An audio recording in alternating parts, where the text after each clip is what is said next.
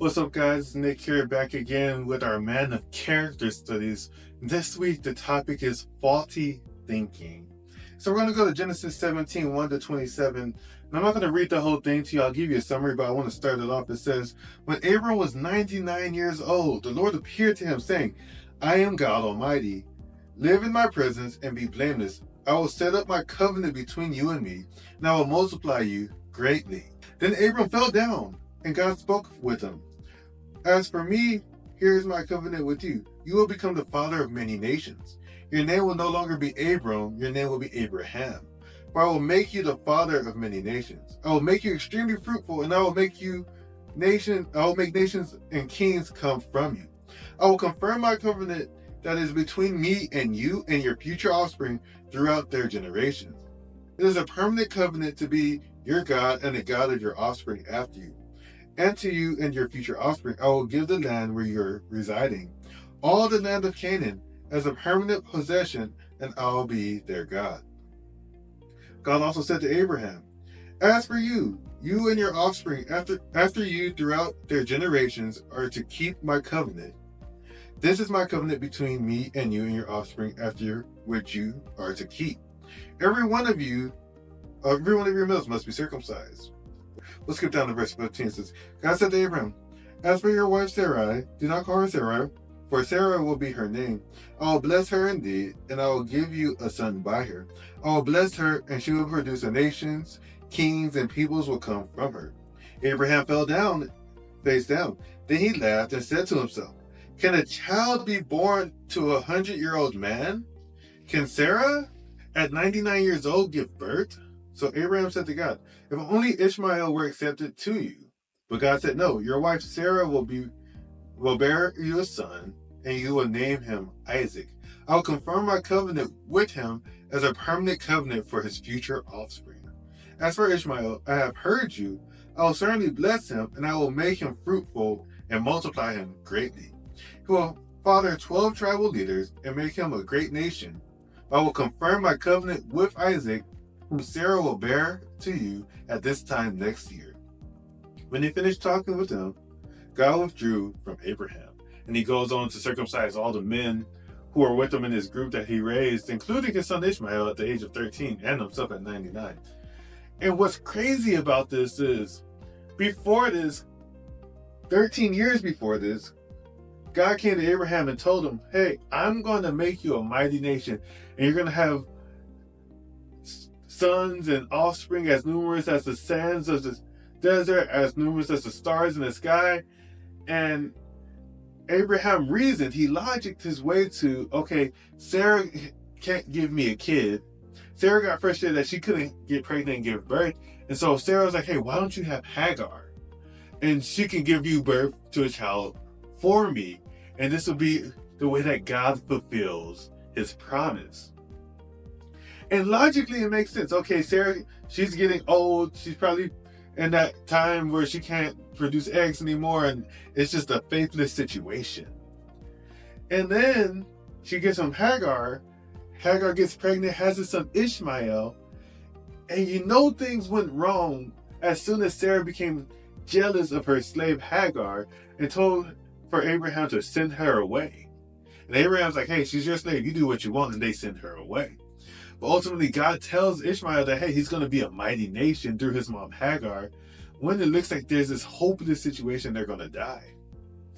And the title, once again, is, hey, faulty thinking. And so as we look at this, we realize Abraham was trying to attain God's blessing through man-made means. He's like, okay, God told Abram, who became Abraham, that, hey, you would have a son through Sarah, and he would be the one that would become a great nation and do many things. And then God didn't speak to him for some time, and they're like, okay, well, Sarah can't have a baby. Let's do it this way. And he gets a son, and he's proud of his son. Once this jealous reaction comes up, you start to see that, hey, maybe this wasn't God's way. But Abraham's like, oh, well, what's done is done. I got to keep taking care of everyone. It came up from this false assumption that God was going to do things in a way that made sense to Abraham. And when we look at our lives, there's a lot of things that we as men, we plan, And we're like, okay, this has happened in the past. I worked hard. I got rewarded for my efforts. I worked hard. I succeeded at what I wanted to do. Or I worked really hard and I failed, and therefore everything I'm going to do is going to fail again. And our thinking starts becoming based on ourselves, when instead we've got to turn our eyes and our focus and our heart back to God. Because once we do these things, then we realize, oh, God's purpose is way better than our purpose. And the way I think is not the way that God thinks. See, ultimately, God calls us in Proverbs 3:5-6 that we need to lean not on our own understanding, but on His. And when we lean on His understanding, then we start to think differently. We don't start doing 1 + 1 = 2, but we start looking at the different patterns and understanding. It's like, hey, there's stuff I just don't know. And there's things I just got to surrender to God and trust that He's going to give me what's best for me. But then we also see that God was silent, and He let Abraham do things His way to teach him a lesson. And sometimes we're praying and we're fasting and we're calling out to God and we're asking people in our life for advice, and it doesn't work out the way that we think it should. We're over here asking God, make it clear, help me to understand what your path is. And God's like, hey, you need to trust me and do it the way I've told you to.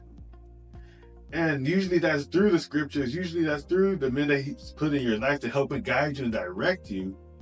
And sometimes we'll take that information and be like, that can't be right. God would never tell me to wait to find a wife.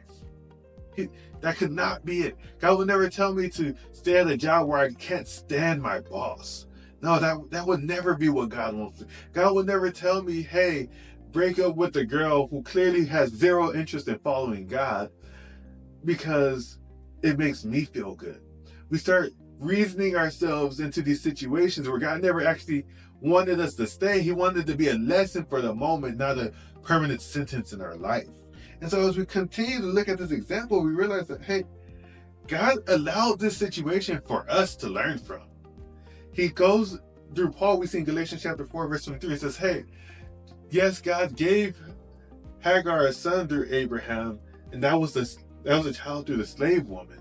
But it says a child of promise, who all the blessings and the covenant that God was going to put together came through Abraham, through Sarah. And we are heirs to that promise. And so if we're heirs to that promise, that means we're a part of the lineage through that faith. And we got to change our thinking to be faithful in our thinking, trusting that God has what's best in store for us, and that each lesson is meant ultimately to help us to be with Him in the end. And so there's 4 practicals I want to go over with you guys so that we can really change the way we think. So the first practical is we got to be ready for Satan's evil schemes. Ephesians chapter 6:10-18 tells us, hey, we got to put on the full armor of God because we know the day of testing is coming. The challenges are right in front of us. It's going to be right there, ready to take us out. He's got the flaming arrows. He knows exactly where your weakness is. Maybe it's Achilles, maybe it's an arrow to the knee. But Satan is ready to take you out if you're not focused on God and letting your mind be renewed, as Romans 12:1-2 tells us. Then we need to remember that our heart is deceitful above all things.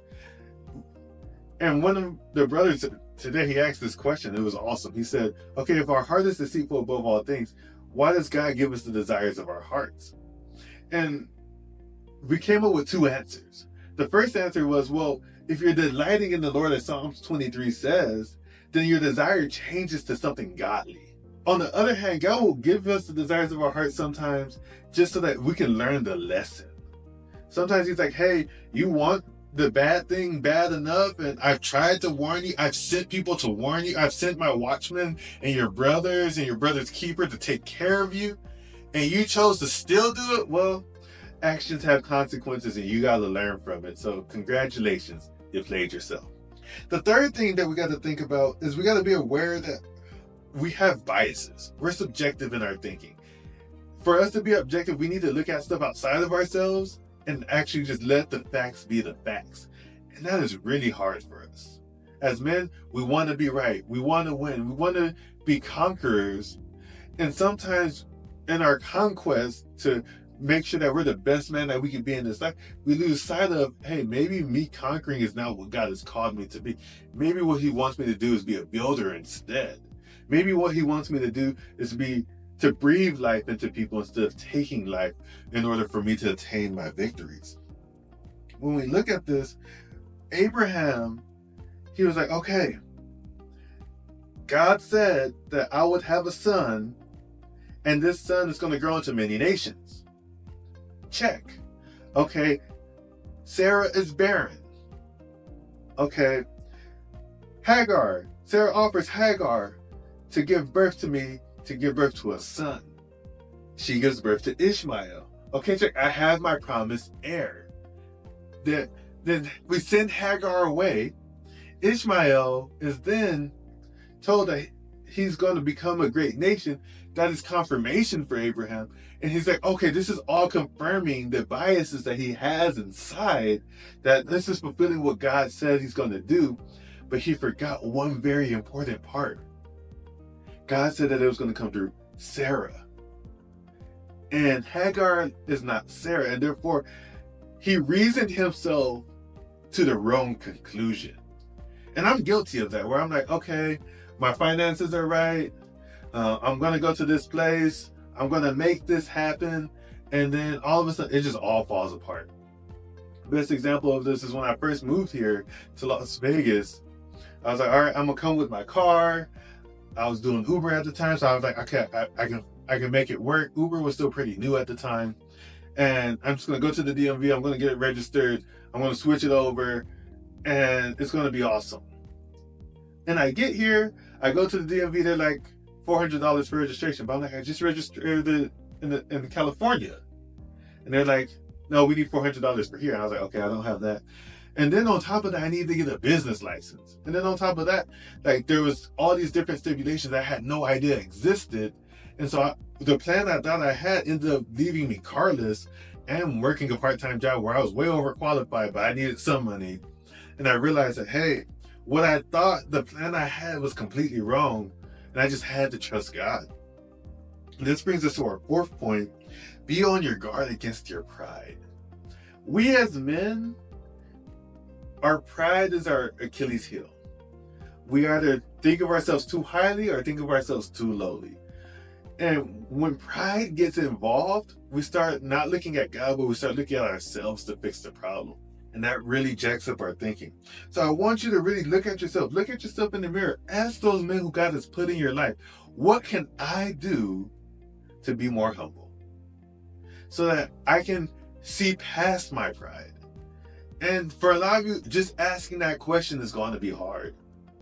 I know it was hard for me. My pastor was preaching one time. He's like, hey, go to your mentor and ask them, what are 2 areas you could grow in? And he gave the challenge, and I was like, I'm not asking. I didn't say that, but my actions did. And then we got to our next service, and he asked it again. He's like, hey, guys. So I mentor about a few of you in the crowd, and I gave the challenge out, and only one person came up and asked me this question. And I was like, oof, okay, he's doubling down. So I got to get in there. And the direction and the input that I was given, it wasn't as bad as I thought it was going to be, but it still shook me to my core. He just told me, he's like, hey, I just got to be more vulnerable. And as a man, vulnerability is hard. But when we're vulnerable, it humbles us out. And so I really want you to ask yourself, is my thinking so guarded that I can't look bad in front of other men? Is my thinking so bad that I can't look bad in front of God who already sees all my faults? Is my thinking so bad that I've become my own idol because of my pride and I feel like I have to take this on and do it myself? And so as we wrap up here, I want you to ask yourself this last question. In what way is my thinking faulty like Abraham? Where is it that Satan's trying to get me with his flaming arrows? Because if you can figure that out, you can fix your heart, you can fix your mind, and you can be renewed day by day by the scriptures, by the Spirit, and by God's grace. With that, guys, if you found this useful, make sure to like, comment, subscribe, answer the questions down below, and I appreciate you and your time. I'll see you next week.